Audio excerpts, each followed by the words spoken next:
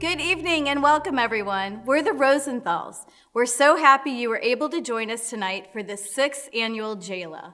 I know this is not what we had planned. We hope to be together in person, but we have put together a wonderful show for you this evening and are very excited to bring a little bit of camp home to you. Thanks to the J staff and our committee members who have worked to make sure this event goes off without a hitch. And to our sponsors, your support allows the J to provide scholarships to those who would otherwise not be able to participate in the J's great programs. So, thank you.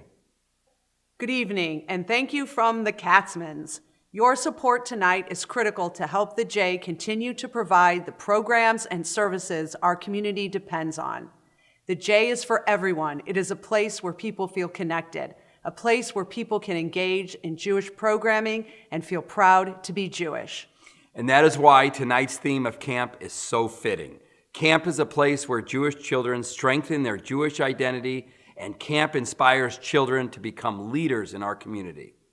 And speaking of inspiration, Julie and Tim Stern, this year's JALA honorees, we are so thankful for you and your commitment to the J and the Jewish community. The time you spend making our community a better place is truly remarkable. We hope you enjoy the program. And now, here is some comedy from Sabra alum Amy Schenker to kick us off. Thank you and enjoy the show. Hey everyone, I'm Amy Schenker. I'm going to be your comic for the night, and I'm really excited to be here. I kind of grew up in the JCC in Kansas City, and I've been to the one in St. Louis a lot. It's a beautiful place, and I love it. I'm really happy to be here. I was also a camp counselor at Camp Sabra for about 3 years until they did not want me back anymore, and I don't blame them. I'm not like a camper. I'm very bad at it, but I am good at giving back. I learned all about tzedakah through the JCC, and I'll tell you, it's been a lesson that has come in really handy for me a few times. Like a few weeks ago, I saw a stray cat on one of the streets in Brooklyn, and it became friends with me. We're buddies now, and I wanted to find this cat a home because it's so sweet, right? And so I did. I gave it to a friend of mine who lives in New Jersey. And I felt really good about myself. And we named the cat Sadaka. So that was pretty cool, right? And then about a week later, I was walking down my street and I saw all these posters on poles for a missing cat. And it was Sadaka. And I had to call my friend and say, hey, that cat has a home, actually. It's just an outdoor cat. I'm very sorry about this. And she's like, okay, no problem. Come and get the cat, and then you can just bring the cat back to your neighbor. And I was like, I can't bring the cat back to my neighbor. You have to bring the cat back to my neighbor, or she'll know that I took the cat, and that's not very Sadaka-like. And so my friend had to bring the cat back, and she did. So I think that, what this has taught us is that everyone has a lesson to learn, and I learned mine, and my friend learned hers, which was to not take any cats from me, and then the neighbor learned that maybe don't have an outdoor cat in Brooklyn. But most importantly, giving back is important, especially if they're people's pets. Anyway, we're gonna keep this show rolling because I'm really excited to see you guys a little bit later, but we have a lot of stuff to cover. So right now, I'm just gonna kick this back to your host, Craig Newman, and I'll see you guys later for more of my set. All right, bye. Thanks for listening. Thanks so much, Amy. I can't wait to catch your set later. Good evening, everyone. Craig Newman here, live from Camp Sabra, which you may be surprised to see is very sunny at this time of the day. Now, why am I at camp? I don't know. They told me that camping was the theme of this JALA, and I figured I should be here. So here I am, full of grilled cheese sandwiches and right in front of the SCT bench. And there's nowhere I'd rather be tonight to talk about the needs of our J than the place that so many children call home each summer. Now, there are a couple of ways you can give tonight. If you know how to use a QR code, you could scan the one on your screen. Or you can click the link in the email you received from the J, which will take you directly to our Fund a Need page. In the meantime, I want to thank all of our sponsors, especially our presenting sponsor and longtime partner of the J, Barnes Jewish Hospital. I also want to thank my boss, Lynn Whittles. because this is a gala and I'm wearing a t-shirt and jeans. Hey, here she is now. Good evening. I'm Lynn Whittles, President and CEO of the St. Louis Jewish Community Center. I am thrilled to be here to support the J, and I want to thank each of you for being part of this event. With the help of our wonderful members, generous donors, and dedicated staff, the J has remained a safe and supportive place for our community. And through all the confusion of the past year and a half, one thing has remained clear. Our J is a place where people feel connected. Yet many of the people and families we serve depend on us for scholarship assistance. More than 1/3 of our early childhood center families receive scholarship, and dozens of campers are able to attend Camp Sabra each summer only through the generosity of our donors. The J welcomes everyone, and we want to help as many people as we can, but we are limited by our own resources. This JLA exists to raise scholarship dollars that help us support those who need financial assistance. In some years, we've been able to award as much as $550,000 in scholarship for our community. That's right. This one evening has the potential to benefit thousands in our community. People who depend on us to care for their children or their elderly parents so they can work. People who are struggling and need a little or a lot so their kids can participate in the same programs as their friends. People who view the J as a lifeline. But I don't have to tell you how special the J is. If you are watching tonight, you know the important work the J does to build a vibrant St. Louis Jewish community. Whether you send your children to our early childhood center or one of our summer camps, or your mother or father receives home-delivered meals, you have been changed by what we do. And for every person you know, we help hundreds who you don't know. But we would be unable to deliver these services without the support and generosity of our volunteers, our donors, and our partners. And there are no better partners than Julie and Tim Stern. The Sterns have been champions of the agency for many years, both supporting the J and participating in our programs. Julie has been on our board for nearly a decade. Tim sat through many a Tour de Fun planning meeting. And he also coached his girls in our kids' triathlon. The family also participated in the most recent JCC Maccabi games that we hosted. Julie actually chaired the first ever JLA. So she is largely responsible for the incredible fundraising gala you are attending tonight. Their friendship, their support, their commitment, and their love of the J and the Jewish community is unwavering. Julie and Tim, we are thrilled to honor you tonight, and we are very fortunate to have you as our partners. You are a driving force in helping us serve our community. Thank you. The Sterns really embody to me the expression beautiful inside and out. When I think of them, Tim and Julie and all four of their girls, I think of people who have just beautiful souls, a wonderful way of living in the world, and are beautiful on the outside as well. They bring a lot of joy to many, many people. We're honoring Tim and Julie Stern for their commitment to the J.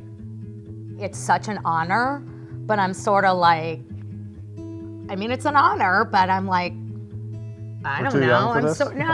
Like we're now old, and I'm like, I don't know. I'm like, that person did more, and that person. I'm not surprised they want to honor you. How about that? Julie certainly has a lot of energy, that's for sure. They both do, and it's an energy and a drive as well. And anything that they get involved with, they really do give it their all. So I think I always wanted to be on the board of the J. And I kind of saw it as like something like to work towards. To be as involved as she's been for as long as she's been is really, I think, pretty unusual. Julie has really been an inspiration to me. She taught me the importance of getting involved in the community, and and she has set a standard for me that I am trying to equal. Wow, that's the sweetest. Yeah, I'm sweet. I definitely think they're proud of this honor and being involved. it makes me so happy that they're proud of it because they have worked so hard. I was not involved with the J or the Jewish community until Tim really encouraged Tim and Julie. We went on a mission trip with them and really kind of saw that energy that they had for the Jewish community. And I think once they get involved with something, they commit to it. We all want to feel connected in some way. And it's hard to find like a place where you can feel connected. And, you know, I know that the preschool then like goes and does activities with the elderly and the adult daycare. Those that are doing the in program, they are also interconnected at the J. And I just think that people want to feel connected. And I think the J is a place they can do that. You never know when you're going to need something like that. And I think they've helped build something that's there for all of us. You know, I spent most of my time at the J in the workout area, but it is, to Julie's point, it's a great place for everyone to get together.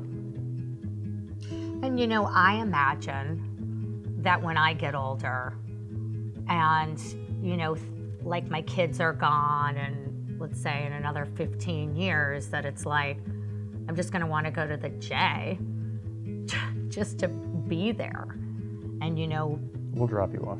Right, exactly. But no, I think, you know, we're thinking of that. I mean, they really are role models. They, I think when you see their leadership, their energy and the commitment that they have, it really is inspiring. We think it's important for everyone to help support the community and this event. From kids actually being able to go to the day camps or Sabra or the daycare or the preschool, and the J provides the funds for families who are in need or need just a little. And so part of our, you know, reason for giving is to help everybody participate in the J, because not everyone has the capability to be able to do it. We support the community as a whole, no matter where you're from, or what you look like, or what you do. And I think that's as important, the impact that the J has on the community overall as it is on what it does within the Jewish community. You know, it's our duty, this is our responsibility to, whether you use the J or not, it's the single agency that pulls Jews from all over the community, whether it be Orthodox or really just non-observant.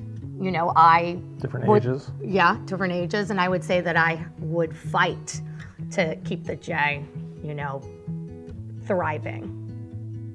And then Tim just has to do it because I do it.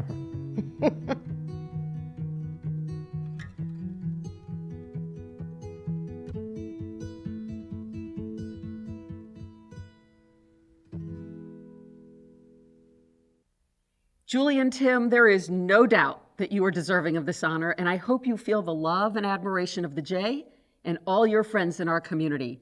We raise our glass of bug juice to you. L'chaim. Thanks, Lynn. You know, I'd really love to toast the Stearns too, especially on such a hot day, but I don't have any bug juice. Where's that hydration specialist when you need him? At any rate, this past summer was my 39th as a camp professional, and I know firsthand from my own kids, as well as the kids and staff I've had the pleasure of working with over the years, how important camp is to the development of children. You know, I'm reminded of the J's camp philosophies. At day camp, we encourage kids to play, connect, and grow. Of course, we want kids to have fun every summer, but we also want them to build community and connect and bond over common Jewish experiences. And we'd like to teach them a few things too, like how to swim or shoot a basket. You know, Sabra's 4 core values of kindness, gratitude, courage, and social responsibility help us to raise the next generation of Mensches. We serve over 1,500 campers each summer, but we can't do it without your help providing scholarship. We allocate over $150,000 each summer to camp families who would otherwise not be able to afford to come to camp. So thank you for the support that you've already provided, and thanks for the support that you will give tonight and in the future. But don't just take my thanks. Here's some of my colleagues to share their gratitude for our community. I can't tell you how many people in our community personally thank me for what the J does for our Jewish community. And oftentimes I said, well, this can only be possible thanks to donors and generous supporters in our community like you. We wouldn't be able to do all of the wonderful things that we do without your support. People learn things about their Jewish culture. They have fun with Jewish friends. They enjoy being together as part of a community. And you know, whenever they come to a program here, they often tell me as the rabbi, and they thank me for all that we do for the community. And in turn, I want to thank you because none of this would be possible. Thank you so much for all that you do. I just wanted to say thank you to all of our donors. Because of you, I'm able to see our families become members of the J, their kids go to camp, and some of our elderly who need help, they're able to come and improve their health and see people and be a part of our community. So once again, thank you to all of our donors. We really appreciate all the support. We are so grateful for all the generous contributions that come to early childhood through scholarship. Because of your generosity, our student body is diverse. We have children who, you don't know which kids are here are on scholarship and which aren't, but it makes our program so much richer. We have children on scholarship, on assistance, and full pay, and they are friends and growing and blossoming and learning and getting an amazing early childhood experience together. And we couldn't do it without your help, so thank you. Thanks so much for all your help supporting J Day camps. We get to provide an opportunity for kids to come play, connect, and grow, and we wouldn't be able to do this without your help. I just want to thank all of our donors for the funding that you provide each and every one of us here at the J, because if it wasn't for you, we would not be able to deliver the mission of each and every one of our programs. So thank you from the bottom of my heart. Thank you so much for all of your support for all of our programs. With you, it's possible to have people with disabilities take center stage and be able to come out into the community and be able to create healthy habits. So thank you for making it all possible. We are a grateful bunch. Now, those of you who have already made a gift might have seen your name scrolling across the screen. Thank you. It's really nice to see those gifts rolling in. I saw one from Bonnie Mann, Lenore and Eddie Pepper, Avi and Steve Rosenzweig. Now, if you want to see your name at the bottom of the screen, just scan the QR code in the corner or click the link we sent you in the email. Wait, I was just given some exciting news by the squirrel running by the pit here that the J Associates have provided a $20,000 match. We just need 12 $1,800 gifts to get that match. Oh, and look who it is. Jennifer and Danny Soshnick are our first match donors, just like last year. Thanks, guys. Now, while I give the rest of you time to donate, here's J Board Chair Greg Siwak, who is not coming to you live from Camp Sabra. Don't worry, Greg. I'll bring you back some grilled cheese. Good evening, everyone. I'm Greg Siwak, board chair of the J. And while I may be the board chair, it looks like Craig has the best job tonight, which gets him all the cool Sabra t-shirts. You know, I really connected with what Craig said about our camp kids and how they bond by their Jewish camping experience, and that our programs allow children to be exactly who they are. You know, I can tell you from my own personal experience. As you may know, I grew up in Sullivan, Missouri, where I was the only Jewish kid aside from my siblings. I had the opportunity as a young kid to go to Camp Sabra, and it truly changed my life. It gave me the opportunity to live Jewishly and to meet so many amazing friends, many of whom are still my best friends today. The role the J plays in the lives of children is something that sets us apart from other Jewish organizations. From J Camps to Camp Sabra, the J inspires Jewish living from an early age. And as a result, kids are proud to be Jewish, proud to identify as Jewish, and often become leaders within their community. Last summer, more than any time before, children needed a place to be kids, to heal from the restrictions and disappointment of the previous 18 months. The J was able to make that happen. Thanks to your support, we've provided life-changing experiences for hundreds of kids. And without your support, many of these children would not have had that opportunity. The scholarships that the J provides our children can really impact the way they grow up. And as you've heard, in a good year, we award more than $550,000 in scholarships to more than 450 families, 20% whom live at or below the poverty line. And each year, the number of requests go up. We cannot provide this much scholarship without your support, and we cannot continue the amazing work we do for this community without the fundraising efforts of tonight's Jayla. Nothing makes a child happier than to have a sense of belonging, to learn how to work as a team, problem solving, and leadership skills, which are all part of the positive social and emotional skills that kids gain at summer camp. Our Camp Sabra staff and the Manlins, a Camp Sabra family, sat down to share the many ways camp helps children build confidence, create lifelong friends, and embrace the joys of Judaism.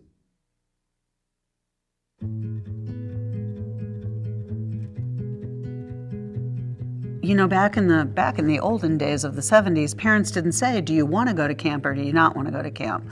Just one day, my parents put me on a school bus at the JCC and sent me to camp, and I just fell in love with it. When I went to camp, I just did all the activities and ran around and had fun. And I remember going to lunch, and Ayelet started cheering, and Sharon was cheering, and Golan was cheering. And I just, still to this day, first I can tell you where I sat in the dining hall, and I can also tell you the feeling that I had, which is this overwhelming, I need to be here. Cheering's the best, especially because I'm in Golan and they have different types of cheers. Everybody does, but I like Golan's cheers because there's a cheer called Golan Go Crazy, and you take off your shirt and run around in the lunch room, and you'll never do that else. And the cheers are just amazing. It's so fun, and it'll boost you up if you're ever sad because it's so fun. I think cheering is really the heart of Camp Sabra. Let's face it, who could cheer the loudest? And people remember the cheers to this day. Being at Sabra all those years that I was just a camper was very impactful to me as a child. But now being in the role that I'm in, it's even more impactful. All those things we want for our children. Take responsibility. Learn how to speak up for yourself. Learn how to speak out for others. Learn how to be kind. All the resilience, all those things we want for your children, they practice and gather for themselves at camp. They get to be kids. They get to have a summer where they have to use their imagination again, where they have to fill empty time, where they can come up with just things to do. And camp has everything to do. One eye, you see, they get out of it just a lot of fun. So that's one way of looking at it. There's a total other way of looking at what they're doing as well. You've got a camper who's on a boat who has never skied before. And with the encouragement of staff, with the encouragement of their other cabin mates, they get into the water, they put on their skis, and they attempt. And most likely, they fall. And that's hard. It's humiliating. It's frustrating. It can make you sad. It can make you angry. But that camper, with the encouragement of all those people in the boat, they get back up again. And they try it again. What I really learned was when one of my friends was up on the perch to go down the zip line and they were scared and could be crying, that it was super powerful if I was down below them, encouraging them, clapping, cheering, come on, you can do it. That's what I've taken with me for the rest of my life. You're definitely going to find a friend that's always going to have your back, and that's a good thing about camp. Camp, I made a lot of new friends that I would have never made before. It's to this day, I mean, I still hang out with all of them. It's a great community. And I think in general, I learned relationship and life skills that I couldn't have got anywhere else.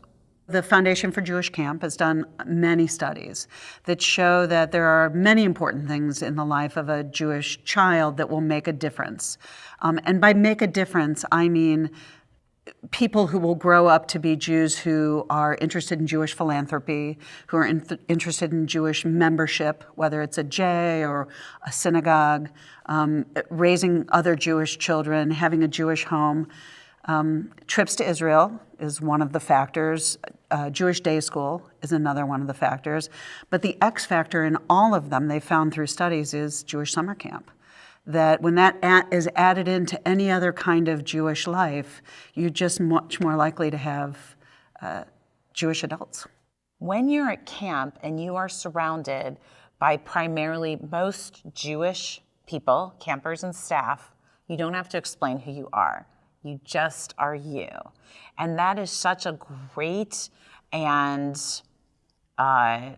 there's a calm about that you don't have to explain to someone who you are. One of the things I loved about being at a Jewish overnight camp is I went to Hebrew school, I went to Sunday school, I had a bat mitzvah, I did all the things you're supposed to do.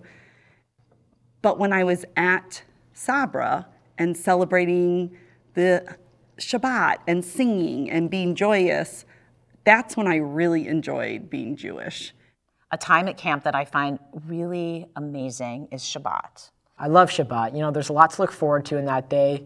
You wake up, you have a great breakfast, you go to services, which I actually do pay attention to. And they'll say, feel free to continue standing while you finish your prayer, and when you're ready, you can sit down. And that one really cool, awesome, I just want to be like you counselor is still standing and is in the moment and is reading the prayer to themselves and takes their own time. And you can see the other campers kind of looking like, oh, I can be the cool person. I can be wild and crazy and, put face paint and body paint all over me for Maccabia. And I can also be Jewish and be very proud of who I am. And that is one of my favorite moments. It happens every Shabbat. And I just love sitting in the back and watching it happen. So Camp Sabra helps both staff and campers develop leadership skills. There are big moments that you can be a leader, but there's also sneaky moments that campers get an opportunity to be a leader. Maybe they're at arts and crafts and somebody doesn't know how to do something. And quietly, you have a camper walk over and show them, another camper, how to do that arts and crafts project. So I think there's sneaky moments in there that they are building on how they can be a leader in this world. If you learn how to be with people for a few weeks, that's going to help you in the future, just like whenever you're in a place with a lot of people that you don't know, and just learning how to make friends and learning how to meet new people. Like the same methods that I use learning at Sabra, I could use in any future incidents. That's why these friendships are forever. You're getting up in the middle of the night and waking somebody up to go to the restroom with you. You are choosing your activities together. You are giggling at night together. You are having a struggle and you figure that out together. And that makes all of these relationships richer, and they do last a lifetime. Not only can I sing the songs I learned when I was 9, but I have friends who I could call who I made because I lived with them in a cabin at 9 years old. And they are relationships like none other. In order for people to experience that joy and the experience that, where they can be a kid and have fun, it's important to raise the funds to help people. And maybe somebody needs a lot, maybe somebody needs a little. As I got older, I understood, and I think it's because of camp, that Jews take care of Jews in the community. Nobody else is going to do it. And I think that I felt a responsibility as a Jewish woman to give back to my community through time, through philanthropy, and I hope through that example that our children follow in those footsteps. It's hard to talk about money, you know, and especially these times. This is a really wonky time in this world, and we have people that lost their jobs or people that their incomes went down so much because of what's happened in this world, and inflation, et cetera. There's so many things going on. But they know that sending their camper to Jewish overnight camp, to send them to Camp Sabra, is so important that they're willing to make sacrifices to make that happen. A family may have applied for scholarship and they have the maximum scholarship. They've gone to their synagogue, they've gone to a local federation, and they're just still not quite there. And we'll take money that a donor gave us, that somebody generously gave us, and we're able to say to this family, if we gave you another $300, could you do it? If we gave you another $350, you could do it. And we make it happen. We've been very lucky with all the support that we get from our J community to not have to say no to a child. When the families find out that they have gotten awarded scholarship money, they are so grateful. They contact me after camp and they tell me what camp just did to their child. Maybe like my own child, it made them loud for the first time in their life. Maybe they came home and they were able to sing blessings that they never knew before. Maybe they live in a small town and they're the only Jewish child at their school or even in their town. And now they're able to do this. And now they have this piece of amazing Jewish traditions that they can now take with them, all because of the scholarship. It's a camp that changed my life, and I think if you could donate and help out another family that wants to send their kid there, it's a great opportunity for them, and it could positively impact the kid's life forever, and I think it's a great thing to donate to. You have a major piece of Jewish history here. We are the future of Jewish history. And I know that sounds odd, but that is what I think Camp Sabra, I think Jewish camping is, and I think our piece of it in the Midwest, that's our truth, is we are creating Jewish history. I would say Camp Sabra is one of the most special places in the world to me. You know, we've traveled the world, but Rocky Mount, Missouri is really where it's all going on in the summer. It is lively, it is loving, it is a caring community, and my wish is that everyone has a chance to experience it.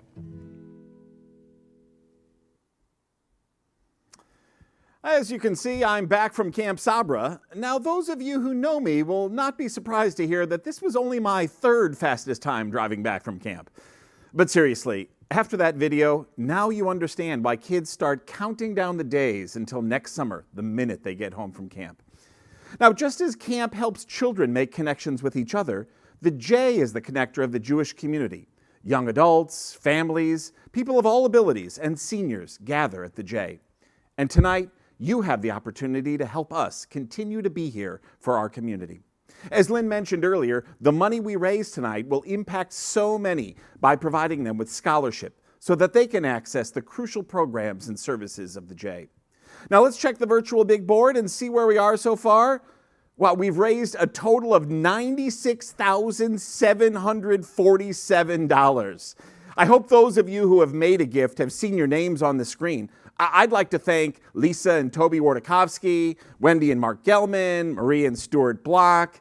Now, if you'd like to add your name to this list, there are multiple ways to make your gift. You can scan the QR code that's on your screen right now, or click the link in the email that you received, which will take you to the Fund a Need page, and you can make your gift there. Thanks to everyone who's donated so far. And for those of you who haven't donated yet, I have some very exciting news. Julie and Tim Stern have just committed to a match of their own tonight. They're going to match 10 gifts of $1,000 each for a total of $10,000. Amazing. I see the donations are coming in already. There's Lauren and Jacob Murov, Gina and Mark Wallace, Diane O'Connell and Tom Kuhn. Thank you so much, everyone. And thank you, Julie and Tim. Now, before we get ready to listen to someone else performing comedy, I'd like to choose our raffle winners. First up is the winner of our 1-year zoo membership with all the extras. And the winner goes to Audrey Ketcher. Congratulations, Audrey. Now, the next is the winner of our 8 personal training sessions, and that goes to Lily Kuhn. Congratulations, Lily. Now we have our Just Bake It, an in-home baking experience, and that one goes to Jonathan Deutsch. Congratulations, Jonathan. And finally, the autographed Jerry Rice jersey, and that goes to, let's see here, Phil Rubin. Congratulations to all our raffle winners. And now, it's my pleasure to welcome back comedian and Camp Sabra alum, Amy Schenker. Hey guys, welcome back again. I'm Amy. I'm going to be your comic for the night if you like my comedy. Otherwise, I'll just be another speaker who's confusing probably. But I am glad that you are still with us because the JCC, as I said, is one of my favorite places from childhood. I spent so much time there as a camper, as a counselor. I went to confirmation class at my JCC. There's so many memories that I have and friends that I've made there that it's great, and I do love it. And I also love Camp Sabra, where I was a counselor for a long time. I was a counselor with my older brother Scott. Some of you may know him. He is who all of the campers called BJA, and that stood for Biggest Jew Alive, because he was over 6 feet tall. All the men in my family were actually over 6 feet tall. I didn't know that Jews were short until I moved to Chicago, and that was a rude awakening, you know, unless you're short. And then I didn't say anything that you've heard the last 1 minute of this conversation. Thank you. Okay, real sorry about that. Short men are great too. You guys have a lot to give. We're gonna move forward before I get in trouble. Okay. Actually, I will say this. My older brother, and I do think it had something to do with his height, he did find his wife at camp. And that's a pretty cool thing, right? Jill, that's her name. You guys might know her too. And then my little brother, who everyone at camp nicknamed BJA also, he also found his wife at camp. So maybe it does have something to do with it. I'm not sure. I am under 6 feet, and I did not find anyone at camp. So I think that proves it, maybe. I dated the ropes guy once. That ended. And then I used to drunk dial the kitchen chef, who everyone called the cook, but, aim higher, right? I don't know.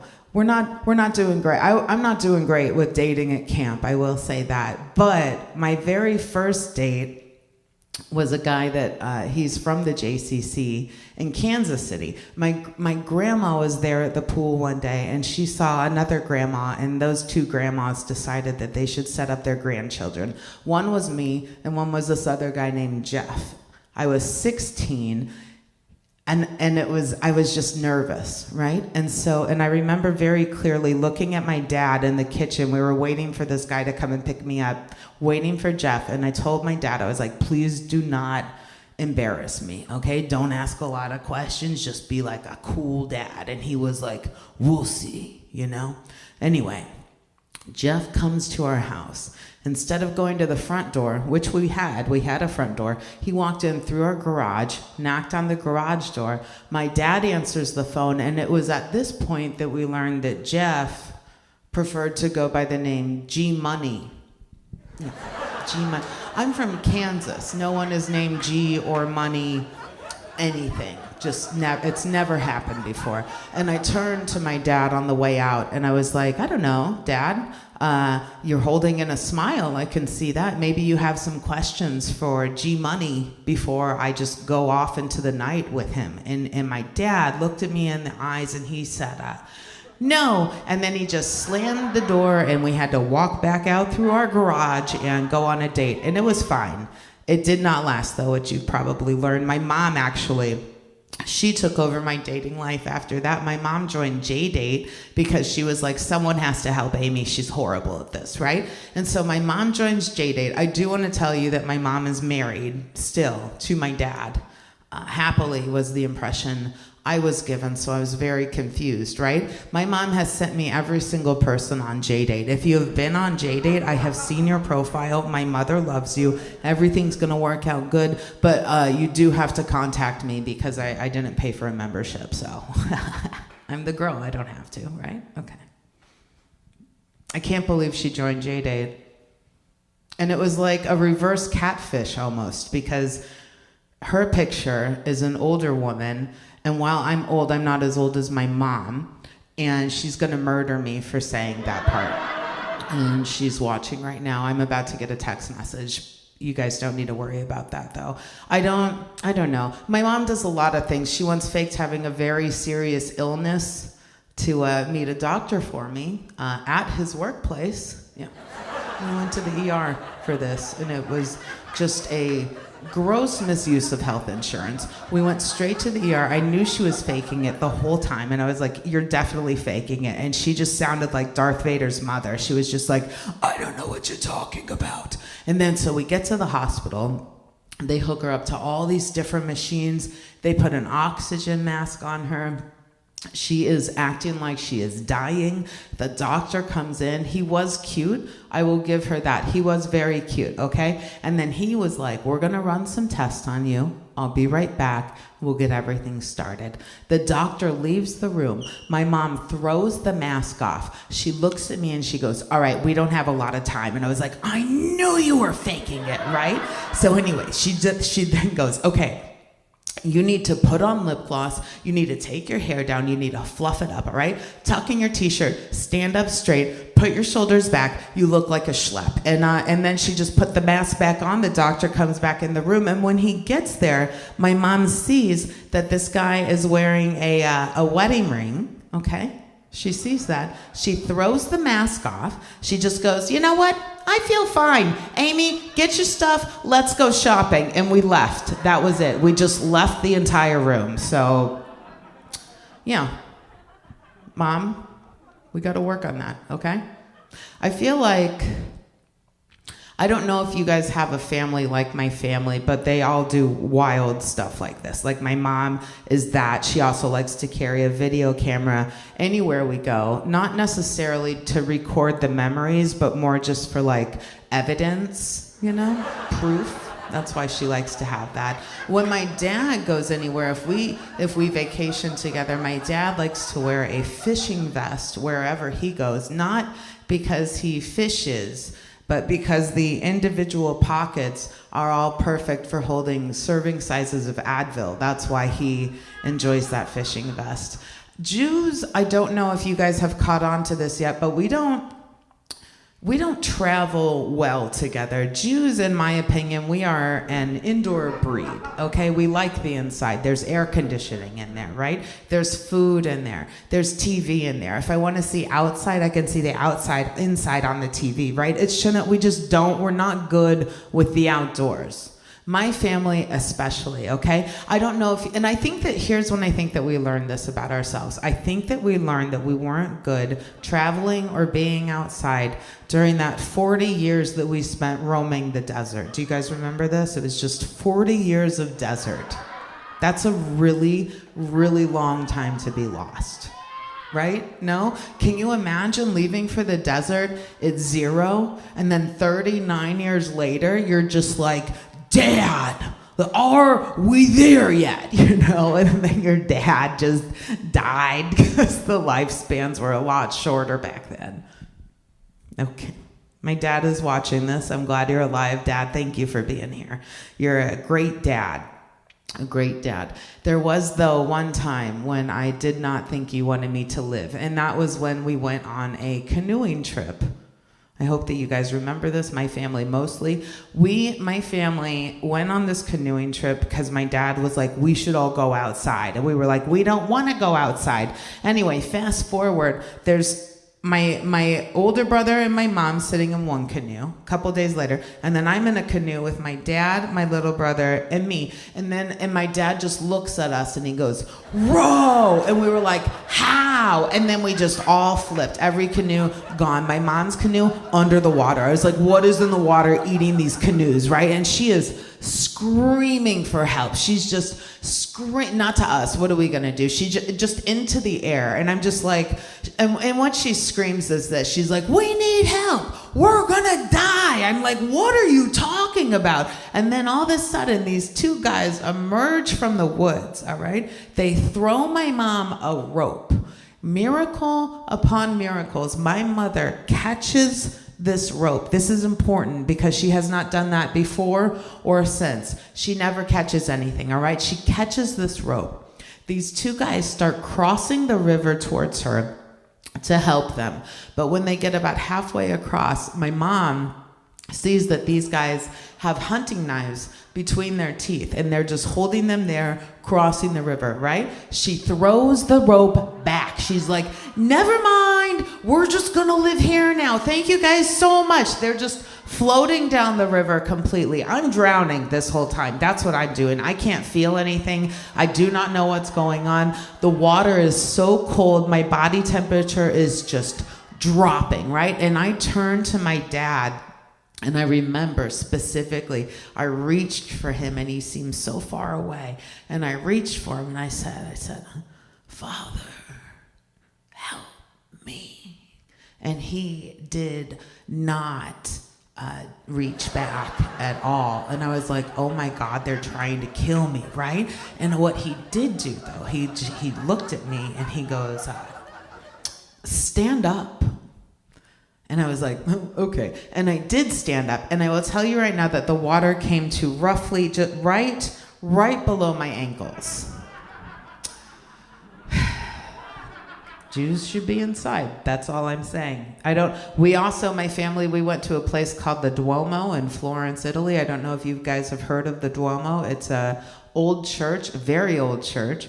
You can climb up to the top of it with this, inside this, very narrow, kind of claustrophobic staircase. But once you get to the top, it opens up into this, huge room with a dome ceiling, and that ceiling echoes, and it's really cool. You can see a view of the entire city, allegedly.